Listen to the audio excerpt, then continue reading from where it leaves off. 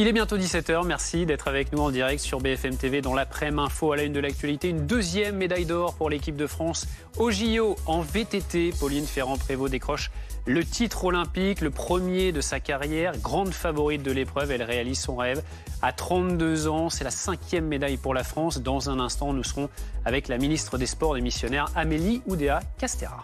À la une également, cette première grosse vague de chaleur de l'été. On passe de 13 départements en alerte orange canicule aujourd'hui à 39 demain. Ce sera une grande moitié sud pour cette journée selon Météo France. Tous les détails dans cette édition avec Sandra Larue. Et puis les derniers éléments sur l'effondrement d'une terrasse lors d'un mariage qui a fait un mort et des dizaines de blessés. Ça s'est passé dans la commune de Saint-Pierre dans le Cantal. Nous serons sur place avec Florian Porras. D'abord, on va commencer avec la canicule, cette première grosse vague de chaleur de l'été, l'alerte orange qui a évolué avec nous, Sandra Larue. Sandra, on est à 13 départements en alerte orange pour la journée d'aujourd'hui. Et demain, on va passer à 39. Voilà, c'est ça. Les températures qui commencent à grimper. 13 départements, donc aujourd'hui, sont concernés déjà par cette vigilance orange sur le sud-ouest, les Deux-Savoie également, la Haute-Corse. Alors, canicule orange, ça veut dire qu'au moins pendant 3 jours et 3 nuits consécutifs, on va avoir des températures supérieures au normal de saison. On parle de la première vague de chaleur de l'année. Et puis, vous le voyez, donc ça va évoluer. En effet, demain, tous les départements quasiment qui étaient en jaune, qui sont en jaune aujourd'hui, passeront en orange, à quelques exceptions près. Là où ils ne passent pas en vigilance, c'est qu'on n'atteint pas les seuils, mais il fait quand même très chaud. D'ailleurs, le Var, qui ne sera pas en vigilance orange, frôle déjà localement dans l'intérieur, dans l'arrière-pays varois, du côté Auluc, précisément 39-40 degrés aujourd'hui. Donc voilà le programme. Le contexte, c'est toujours le même, c'est ces hautes pressions qui se sont réinstallées sur le pays, cette dépression au large du Portugal qui fait remonter de l'air très chaud en provenance du Sahara. Donc c'est pourquoi on pourrait apercevoir encore quelques poussières du Sahara, donc un léger voile nuageux. Vous le voyez, cette masse d'air qui va se réchauffer encore plus au fil des jours. Donc demain sera a priori la journée la plus chaude. En attendant, ça, ce sont les températures pour aujourd'hui. C'est donc sur le sud-ouest qu'il fait le plus chaud, même si dans le Var et l'intérieur du Var, on a des températures très élevées. Dans la vallée du Rhône, ça remonte aussi à Paris. On avait 19 degrés samedi dernier à Paris. On passe déjà cet après-midi à 26 et ce n'est qu'un début puisque demain, donc a priori en intensité, ce sera la journée la plus chaude, avec jusqu'à 40 degrés attendus à Bordeaux, localement également jusque sur Toulouse, dans la vallée du Rhône, des valeurs qui montent aussi sur les régions du Nord, si bien qu'à Paris, on pourra atteindre demain les 30 degrés. 27 degrés à Brest, là on reste un petit peu à l'écart. Il faut noter aussi, et c'est pour ça qu'il y a une vigilance, c'est que les nuits vont être inconfortables, les températures ne vont pas baisser en dessous des 20 degrés, c'est sûr, et même en dessous des 25 degrés pour la nuit de mardi à mercredi et la nuit également de mercredi à jeudi, notamment sur le sud-ouest. La journée de mardi maintenant, avec ces températures qui deviennent de plus en plus chaudes également sur les régions du Nord. La vigilance pourra peut-être évoluer, on verra ça avec Météo France dans le courant des prochains jours. Donc des nuits difficiles, des journées aussi étouffantes, notamment en ville, évidemment toujours, et à Paris, mardi avec 35 degrés, ce qui pourrait compliquer, évidemment, accentuer en tout cas les difficultés pour les athlètes des Jeux Olympiques. Sur le sud-ouest, ça baissera, mais à peine, 38 degrés. Et puis, on surveillera quand même ce voile nuageux, donc ces poussières du Sahara, qui pourraient limiter un tout petit peu, mais à peine quand même, la hausse des températures. Et puis, mercredi, doucement, de l'air plus océanique arrive, donc de l'air plus instable, des orages qui pourraient se déclencher. Et là, très difficile de prévoir où et quand précisément ces orages vont éclater. Une chose est sûre, c'est que lorsqu'ils éclateront, les températures commenceront doucement à baisser. Donc, a priori, la baisse pourrait s'amorcer sur les régions du Nord à partir de mercredi. Il faudra être un petit peu plus patient au sud avec encore des températures qui restent élevées, mais en régression quand même sur une petite frange sud du pays. Merci beaucoup Sandra Larue pour toutes ces précisions et donc vigilance avec ces très fortes chaleurs. Dans l'actualité également, actualité olympique, cette fois-ci, cette deuxième médaille d'or que la France a obtenue cet après-midi. Elle nous vient du VTT de Pauline Ferrand-Prévot qui a décroché son premier titre olympique enfin dans une course qu'elle a largement dominée du début à la fin. C'est la 5e médaille donc pour l'équipe de France depuis hier. Regardez la réaction de Amélie Oudéa-Castéra. Bonjour, vous êtes la ministre des Missionnaires des Sports. Vous avez tweeté d'ailleurs vous-même sur cette victoire. On va voir ce petit message que vous avez adressé. La délivrance, l'or olympique, haut la main pour Pauline Ferrand-Prévot. Enfin, un titre à la hauteur de son immense palmarès avec une pensée émue. Vous le dites également pour sa coéquipière, Loana Lecomte, qui a fait une terrible chute. En tout cas, on voit que vous aussi, ça vous fait évidemment très plaisir, cette 2e médaille d'or pour la France.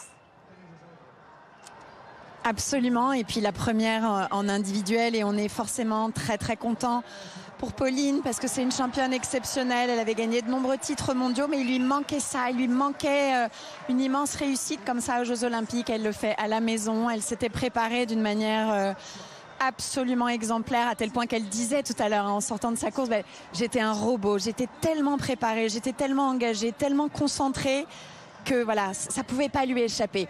Elle a vraiment gagné cette course haut la main, c'est extraordinaire, on est très très heureux pour elle. Ouais, la détermination, la résilience de Pauline Ferrand-Prévot qui ne lâche rien. Alors pour le programme de la journée, c'est pas fini parce qu'il y a beaucoup de Français qui sont engagés. On a Amandine Bouchard en judo, Walid Kiar également pour la médaille de bronze. On a de l'escrime avec Yannick Borel et on a la natation. Léon Marchand qui peut décrocher son premier titre olympique sur 400 mètres 4 nages. On attend beaucoup de lui évidemment. Absolument, et puis vous l'avez dit, cette deuxième partie d'après-midi et cette soirée s'annonce extrêmement excitante. C'est formidable là, que Yannick Borel ait remporté là, ce combat contre le japonais. On va suivre avec beaucoup d'attention à 20h45 sa demi-finale. C'est formidable parce qu'on était évidemment un petit peu déçus pour Romain Canon, mais la dynamique là est vraiment encourageante avec Yannick. Et puis Amandine qui nous a montré à quel point elle avait la niaque ces derniers temps. On l'attend, elle est là, elle va être encouragée par tout le public ici, le Club France qui va vibrer. Et puis après, vous l'avez dit, on a notre star. Ça va être très impressionnant pour le public français, les visiteurs du monde entier, de voir ce soir Léon Marchand démarrer. Et on a hâte en effet de voir ça. Alors ces JO qui commencent très bien pour les Français. Est-ce que ça reste notre cap, notre objectif, le top 5 ? C'est vraiment atteignable à ce stade en tout cas. Oui, absolument. Ça reste totalement notre objectif. Et c'est vrai qu'avec les 4 médailles hier et puis cette médaille d'or du rugby à 7, c'était en fait la première journée aussi heureuse et aussi puissante en termes de résultats depuis 80 ans dans une compétition olympique. C'était extraordinaire d'avoir dès le lendemain de la cérémonie d'ouverture cette dynamique, parce qu'on le sait, quand ça démarre bien au début, ça donne confiance à toute la délégation. Et ça, c'est formidable. Hier, cette première médaille d'or en équipe. Ce matin, cette première médaille d'or en individuel. Les garçons, une fille ce matin. Ça y est, la dynamique, elle est totalement lancée. Déjà 4 médailles hier. 7 médailles ce matin. Ça va continuer dans la journée, j'en suis certaine. Et au global, je crois qu'on doit vraiment souligner que la journée d'hier a été un immense succès. Vous savez, on a reçu 600 000 spectateurs dans 29 sites. Les choses se sont bien passées, les gens sont heureux, le public est là. Ici au Club France, il y a une ferveur populaire qui s'exprime. On a en plus maintenant le retour du soleil, c'est vraiment un bonheur total. Ouais, ça fait plaisir, effectivement, le soleil, le plein de confiance pour les Français. Alors, il y a quand même une interrogation sur le triathlon. Vous vous êtes baigné, Madame la Ministre, dans la Seine, c'était le 13 juillet dernier. Le premier entraînement pour le triathlon dans la Seine a été annulé ce matin en raison de la qualité de l'eau. Est-ce que ça vous inquiète pour la tenue de cette épreuve ? Non, on n'est pas du tout inquiet. C'est donc la partie familiarisation, l'entraînement, qui a dû être annulé ce matin juste pour la composante donc de natation. On est très vigilant sur l'évolution là de la qualité de l'eau. Il y a eu des trompes d'eau toute la journée de vendredi, toute la soirée de la cérémonie d'ouverture, une grande partie de la journée de samedi. Donc c'était inévitable. On savait très bien que les données ne seraient pas suffisantes pour permettre cette familiarisation. On va regarder comment ça évolue, mais bon, on est il est probable que même peut-être demain les choses puissent être un petit peu difficiles. On va voir comment ça évolue. On aura des éléments plus précis cet après-midi. Mais en tout cas, sur la bonne tenue des épreuves elle-même, il n'y a pas d'inquiétude. Vous l'avez en tête, mardi, mercredi, c'est les épreuves hommes puis femmes. On a de toute façon prévu des journées de contingence qui nous permettent de décaler un petit peu les épreuves si jamais cela devait être nécessaire. Pour l'instant, on n'en est absolument pas là. On sait par l'expérience qu'on a acquise des dernières semaines, des derniers mois, que la résilience en fait est assez rapide, c'est-à-dire qu'après de très niveaux de pluie, de très forts niveaux comme on les a connus là, en fait ça met à peu près 48 heures pour revenir au bon niveau d'indicateur. Donc confiance, on a un dialogue qui est extrêmement fluide avec les fédérations internationales. Le comité d'organisation de Paris 2024, Météo France, on est tous très alignés, très coordonnés et vraiment pas d'inquiétude pour la suite. La confiance donc pour le triathlon. On voudrait aussi revenir avec vous, Madame la Ministre, sur cette cérémonie d'ouverture qui a été très commentée dans tous les termes, dans la majorité avec des superlatifs. Il y a aussi eu évidemment des critiques. Qu'est-ce que vous pensez, vous, de certains commentaires ? Écoutez, c'est inévitable. Il y a forcément des gens qui expriment un petit peu leur ressenti sur tel ou tel aspect. Moi, je trouve ça plutôt tout à fait normal. Thomas Joly, Thierry Reboul, le comité d'organisation de Paris 2024 a pu faire la pédagogie sur les quelques points qui avaient pu un petit peu faire réagir. Ils ont expliqué quel avait été leur état d'esprit, leur démarche. Voilà, je pense qu'au global, ce que le monde entier retient, c'est cette image de grâce, cette image de très grande audace, un esthétisme formidable, notamment sur tout ce final. Et je crois qu'au global, l'image qui a été donnée de notre pays, elle est géniale parce qu'elle est profondément inclusive. Elle est à la fois un hommage à notre histoire, mais aussi à notre modernité. Je crois que les Français ont été vraiment extrêmement fiers de cette cérémonie d'ouverture. Madame la Ministre, concernant l'attaque massive contre la SNCF avec les actes de sabotage, un mail de revendication a été envoyé à plusieurs médias. Il est aujourd'hui relayé par les services de police.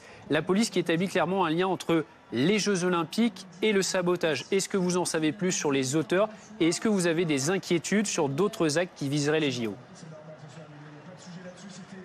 Écoutez, non, les éléments d'analyse se poursuivent. On va évidemment aller au bout de la compréhension des responsabilités, de l'enchaînement, de la causalité. Mais voilà, moi je retiens qu'il y a eu une formidable réactivité, agilité de toutes les équipes de la SNCF que je veux vraiment saluer, les cheminots, tout le monde a été formidablement au travail pour réparer ça de manière plus rapide qu'on ne le pensait possible au départ. Tout sera rétabli entièrement pour demain matin, mais voilà, c'est formidable d'en être là aujourd'hui. Et puis pour le reste, moi je veux vraiment rappeler, on avait des préventions, des inquiétudes qui nous étaient relayées sur la cérémonie d'ouverture. Tout ça a pu être sécurisé d'une manière exemplaire. La gestion des flux a également été au rendez-vous, donc en équipe, très coordonnée, très préparée, en ayant anticipé tous les scénarios de crise, en étant en alerte sur tout ça. On est en train de faire la preuve de notre professionnalisme, de la qualité de notre préparation, et c'est ça qu'il faut retenir, aller de l'avant et continuer. On va être prêt à toutes les éventualités. Il y aura peut-être d'autres difficultés chemin faisant, mais on les a toujours surmontées. On continuera à le faire.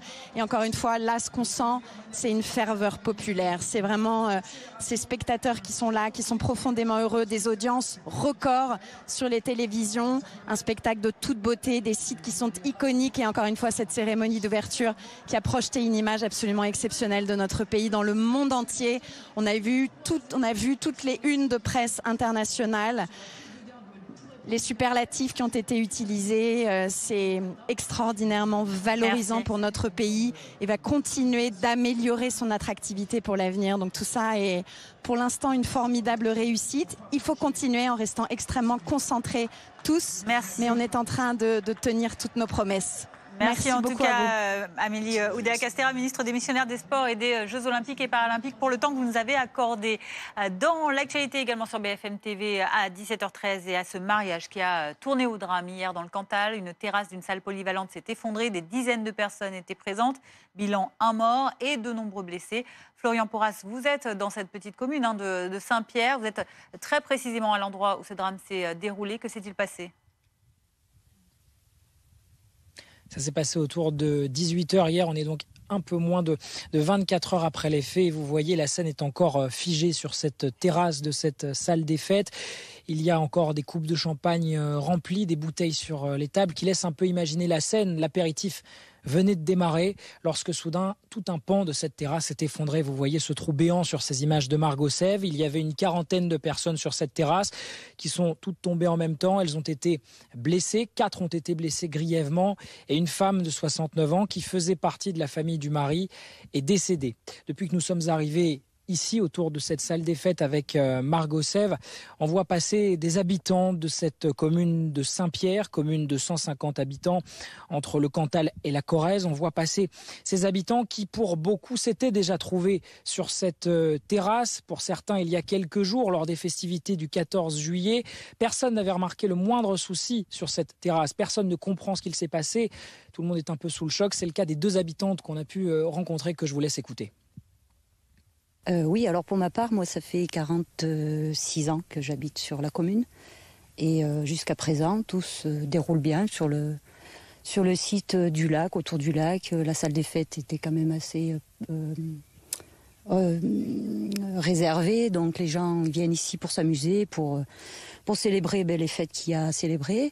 Et non, il n'y a pas eu jusqu'à présent d'événements aussi dramatiques, quoi. C'est un drame pour tout le monde, pour tous les habitants de la région et de la commune, quoi. Et on a aussi parlé au maire de cette commune qui, vous vous en doutez, est bouleversé. Il n'a pas dormi de la nuit, nous a-t-il dit, très ému, choqué après ce qu'il s'est passé hier soir. Une enquête a été ouverte pour homicide involontaire, blessures involontaires. Et en attendant le déroulement de cette enquête, cette salle polyvalente a été placée sous scellé. Merci beaucoup Florian Porras, donc en direct de Saint-Pierre dans le Cantal pour BFM TV avec Margot Sève. Alors comment un tel drame a-t-il pu se produire? Écoutez Hugues Montillet, qui est architecte, qui était avec nous tout à l'heure. Déjà, on parle d'un drame, donc c'est difficile de parler après des événements pareils. Ce qui est sûr, c'est que monsieur le maire parlait des différents tests. Il y a des mises en conformité qui sont faites quand les bâtiments sont réalisés et qui s'assurent justement de la résistance de ce genre d'éléments. Et puis, il y a plusieurs aspects qui sont de l'ordre de l'ingénierie civile, mais on appelle ça la charge utile, c'est-à-dire le nombre de personnes au mètre carré dans un espace donné. Et ça, ce sont des choses qui sont prises en compte dans les calculs par les ingénieurs, qui sont contrôlés par des ingénieurs et que les architectes doivent mettre en place. On parle de dimensionnement de la terrasse pour s'assurer de pouvoir résister au nombre de personnes que la terrasse va accueillir. Donc ça, c'est des éléments qui sont pris en considération avant même la construction de la structure. Il y a aussi tout un thème sur la fréquence de résonance des matériaux, c'est-à-dire que vous avez l'habitude, ou vous avez déjà vu ces images des ponts métalliques qui vibrent ou qui tremblent quand il y a des véhicules qui passent ou quand il y a beaucoup de vent. Le bois est un peu moins soumis à ces contraintes, mais a aussi une fréquence de résonance. Et on n'est jamais à l'abri que des personnes qui sautent ou qui font une fête à un certain rythme rentrent pile dans la fréquence de résonance de ce matériau. Et quand ensuite vous allez au-delà de la résistance et de l'élasticité du matériau, vous avez une structure qui rompt quasiment instantanément parce que vous êtes au-delà de la capacité de résistance même du matériau, qui est un élément vivant, je le rappelle, et qui donc est soumis à des contraintes en fait. Ça fait penser aussi, Hugues Montillet, au procédé dans les stades de foot, dans les stades de sport, quand tout le monde saute en même temps. Pour bien comprendre, il faut un poids précis par mètre carré qu'il ne faut pas dépasser. Alors, l'architecture, c'est quelque chose de vivant, donc vous ne pouvez jamais contrôler exactement tout ce qui se passe à chaque instant, et vous ne pouvez pas empêcher 3000 personnes de venir se regrouper au même endroit. Je veux dire, c'est des contrôles qui sont impossibles à faire au quotidien. Ce qui est sûr, c'est que quand on dimensionne des espaces, on les dimensionne avec des contraintes qui sont déjà relativement extrêmes par rapport à une utilisation donnée d'un local. C'est-à-dire que dans votre chambre ou dans votre salon, vous savez qu'il y aura des armoires, des lits, un certain nombre de personnes, et vous dimensionnez la dalle de votre étage en fonction de l'utilisation du lieu. Et pour une terrasse dans une salle communale, ce sont les mêmes logiques. Simplement, le nombre de personnes est plus élevé, et puis vous associez les calculs aux charges possibles d'un tel événement. Mais après, vous pouvez jamais contrôler les foules. Vous pouvez pas empêcher 15 personnes de se regrouper sur un tout petit balcon pendant un événement sportif. Et il en va de même pour un mariage. Dans l'actualité également, les vacances et l'heure à la détente en cette fin du mois de juillet. On va prendre la direction du Var, allez, pour voir un peu de belles images, du soleil, de la mer. Laura Baquet, vous êtes à la plage de l'Almanar sur la presqu'île de Gien, dans le Var, où on profite visiblement encore bien du beau temps.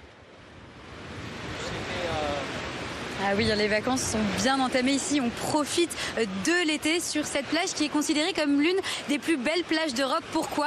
Peut-être parce que vous l'entendez, il y a beaucoup de vent et donc il y a toute l'année des centaines de kitesurf, de planches à voile, de wingfoil, ces nouveaux sports aquatiques sur l'eau avec des voiles. C'est très très beau à voir.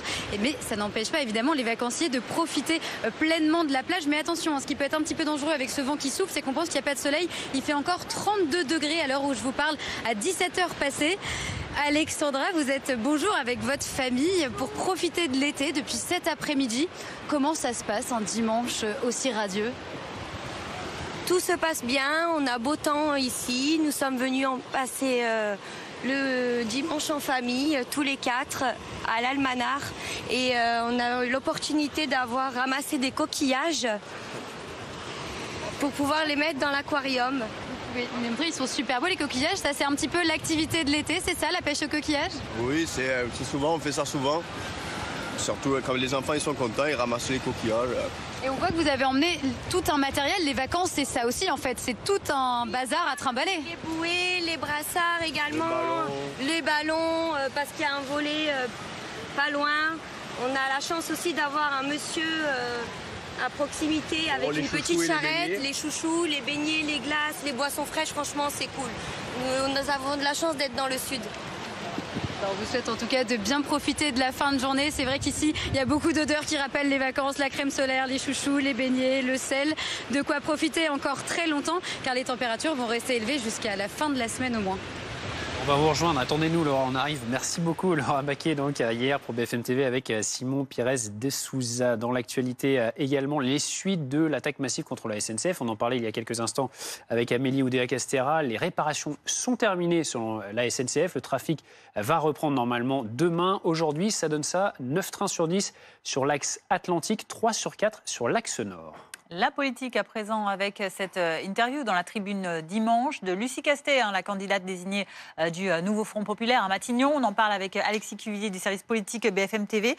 Il a été beaucoup question dans cette interview de positionnement politique. Oui, parce qu'il y a une éternelle question qui est posée à la gauche. Comment obtenir une majorité au Parlement ? Les forces du centre et de la droite ont d'ores et déjà prévenu la présence de la France insoumise au sein d'une éventuelle équipe gouvernementale serait un motif de censure immédiate de cette équipe gouvernementale. Dans une interview accordée à Thomas Soulier sur notre antenne jeudi matin, Lucie Castet avait inquiété, embarrassé certains socialistes, notamment sur son positionnement par rapport au Rassemblement national. Le RN, dans la configuration de l'Assemblée, pourrait être une force d'appoint pour la gauche pour soutenir certaines de leurs propositions, par exemple sur l'abrogation de la réforme des retraites. Dans la tribune dimanche ce matin, Lucie Castet clarifie, tout en assumant une forme de pragmatisme, nous irons chercher des compromis avec les autres groupes, à l'exception du RN, dit-elle bien, avec eux jamais. Néanmoins, je ne serai pas responsable de leur vote. Et lorsqu'il y aura par exemple un soutien sur des réformes, sur des mesures comme l'abrogation de la réforme des retraites, eh bien, on constatera juste que ces votes vont dans le même sens. Le nouveau Front Populaire, lui, ne votera jamais de texte proposé par le Rassemblement national. Une première ministre prête à des compromis, encore faut-il qu'elle soit nommée, on l'a compris, c'est pas gagné. Hier, elle était en déplacement à Lille aux côtés de Marine Tondelier, la dirigeante écologiste qui a maintenu la pression sur le calendrier sur Emmanuel Macron. Je vous propose de l'écouter au micro de Noémie Morgan.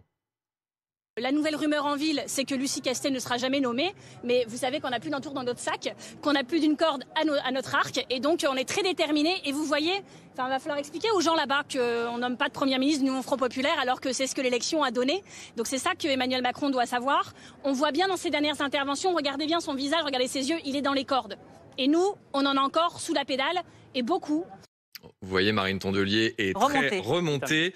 Lucie Castet, de son côté, chez nos confrères de la Tribune Dimanche, fait l'hypothèse, eh bien, comme elle dit, que Emmanuel Macron respectera la logique des institutions, une certaine sérénité, une certaine détermination, comme si, à la fin, elle estimait que c'était une certitude qu'elle serait bien nommée. Et Alexis, sur le fond, on peut entrevoir les prémices d'un bras de fer avec Bruxelles. Oui, avec une autre déclaration qui, sur le fond, risque d'être très commentée. Lucie Castet évoque la politique économique de son futur gouvernement, celui qu'elle propose. Nous irons chercher des recettes fiscales et sociales à hauteur de 150 milliards d'euros à l'horizon 2027, dit-elle, afin de financer notre programme et de réduire le déficit, sachant que le nouveau Front populaire n'a pas pour objectif premier de respecter le pacte de stabilité et de croissance. Ce pacte dont on parle, c'est un engagement majeur pris par les différents pays européens par rapport à Bruxelles, notamment celui de ne pas dépasser ce seuil d'alerte d'un déficit public supérieur à 3% du produit intérieur brut. Vous savez que la France n'est pas une très bonne élève sur cette question ces derniers mois.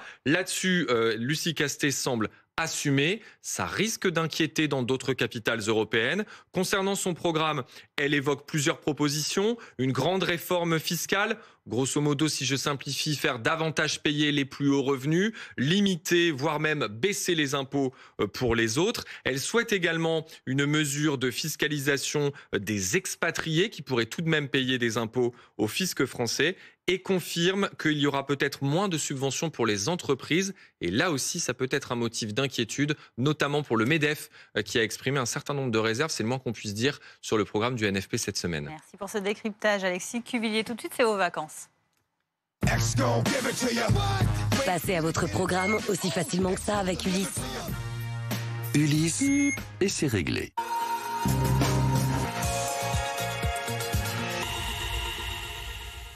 Et la suite de notre série sur ces métiers originaux de l'été. On vous emmène aujourd'hui sous terre où il fait seulement 13 degrés toute l'année. Et c'est vrai qu'on en rêve un peu avec la chaleur qui arrive là. Nos reporters sont allés se mettre au frais. David Bouteiller et Hortense Gérard qui sont allés dans le gouffre de Padirac, dans le Lot, afin d'embarquer dans une gondole, plus précisément une barque, afin d'essayer le métier de batelier. Ici, on n'est pas vraiment à Venise, mais 100 mètres sous terre dans le gouffre de Padirac. Je suis avec Dimitri, batelier depuis 9 ans. Alors, quelle est votre technique pour mener votre barque? Alors, il y a plein de techniques diverses et variées. On va commencer par la base, la propulsion, petit mouvement vers l'avant. Après, il y aura pour tourner sur la gauche ce qu'on appelle les appels en termes techniques. Et puis les cale-presses, ça sera pour tourner à la droite. David, tu sais ce que je te propose? Vas-y, essaye. Tiens mieux ton crochet, David. Hein, tu tiens mal ton crochet. Ah oui. Oulala, oui. La base, David. Oulala. J'enchaîne maintenant les allers-retours. Tut! Il faut crier fort car on s'approche du grand virage. Il faut pagayer à droite car on peut croiser des barques sur la gauche. Franchement, messieurs, dames, l'eau est à 12 degrés. Vous avez confiance? Non. En milieu de parcours, on débarque pour visiter la grotte. Les nouveaux bateliers ont normalement 2 jours pour étudier ce fascicule. Moi, j'ai eu 8 minutes. Mais, mesdames et messieurs, ça c'est un stalactite, ça c'est une stalagmite. Est-ce que vous avez d'autres questions? Oui, qu'est-ce que c'est ça ici? Dimitri? Alors ça, en fait, c'est un gour. Un gour, c'est un barrage stalagmitique naturel qui est né d'un obstacle posé au fond de la rivière. Et comme l'eau, elle est surchargée en calcaire, lentement, elle va le déposer.